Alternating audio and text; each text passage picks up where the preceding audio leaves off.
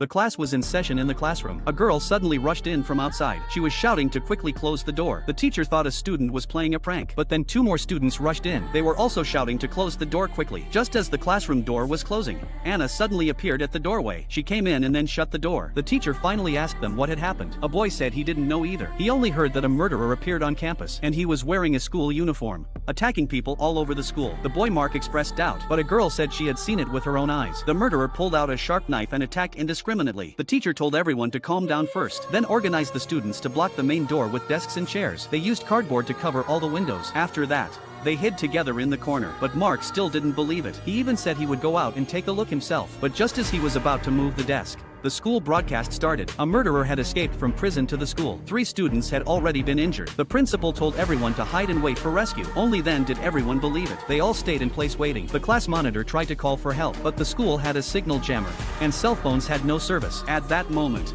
Anna said she found a photo of the murderer, but with no internet, only half the face could be seen. Suddenly, footsteps approached. Everyone was so tense they didn't dare make a sound. Only when the footsteps faded did they breathe a sigh of relief. But then came a sudden, urgent knocking on the door. Everyone was so frightened they scattered in panic. Immediately after, cries for help came from outside. The class monitor wanted to open the door, but the teacher stopped her. The teacher said it could be the murderer in disguise. Mark said, "What if it really was a student?"